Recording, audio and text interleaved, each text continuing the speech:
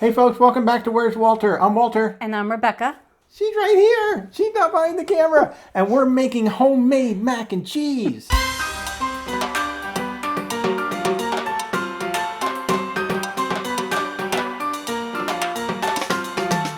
So mac and cheese.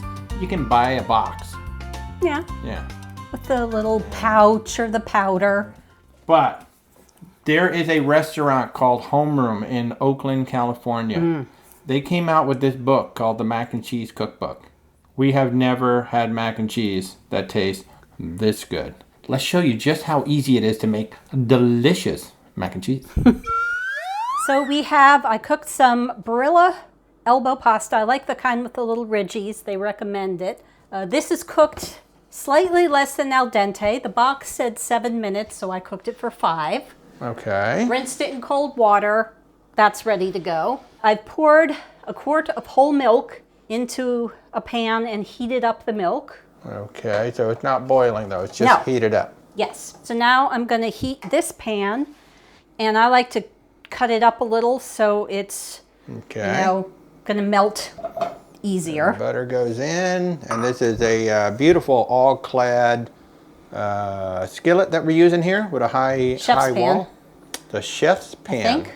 Fancy. Or every pan. Fancy. Essential pan. I can't even remember what they call it. I don't know, but it's a very nice pan. Yes.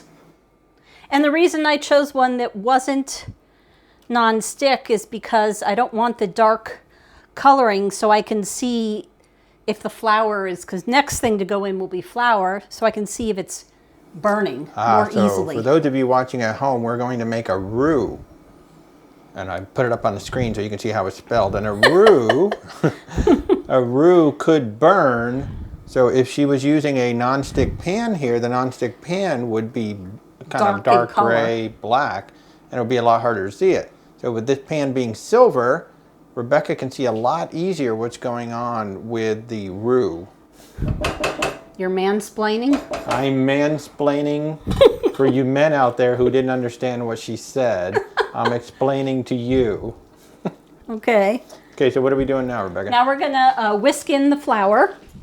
So I'm gonna cook this, whisking constantly until this turns light brown, which will be about 3 minutes. Okay, so it's starting to get a little light brown. I don't want it to get dark brown, and I can kind of smell like a toasty sort of smell. Yeah, it does. Kind of smells a little bit like toast, doesn't it? And now I'm going to add in the warmed milk to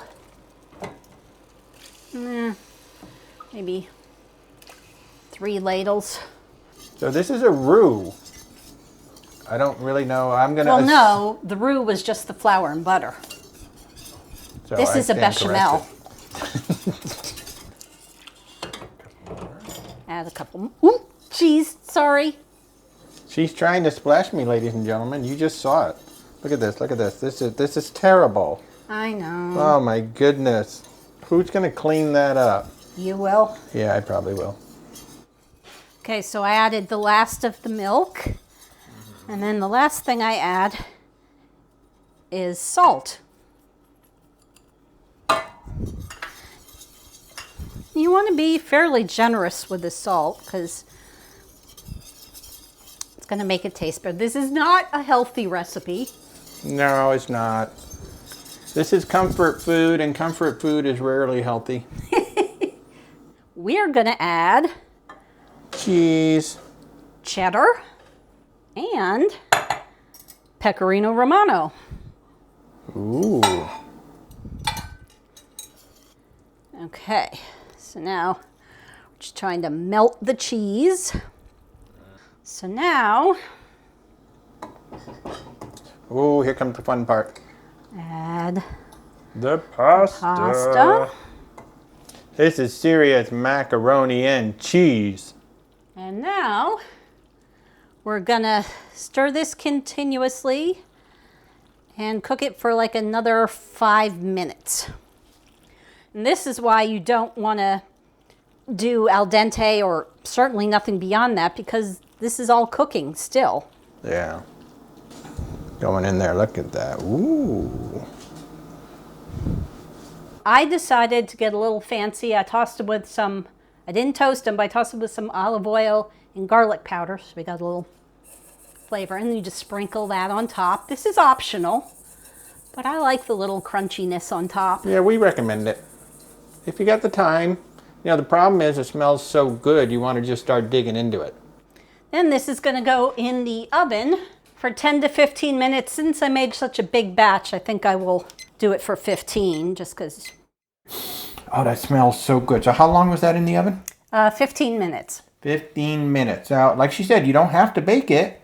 You can just eat it straight up, you know, out of the pan. But we like the little toasty bread. And if you like it a little darker, you can toast the breadcrumbs beforehand. Yeah, or, you know, you could even, after baking it, you could throw it under the broiler for a minute or two, and that'll just darken it right up as well. Mm-hmm. You ready?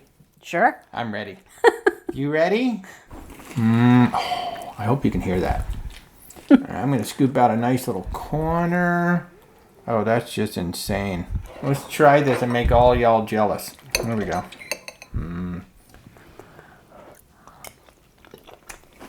Oh, God.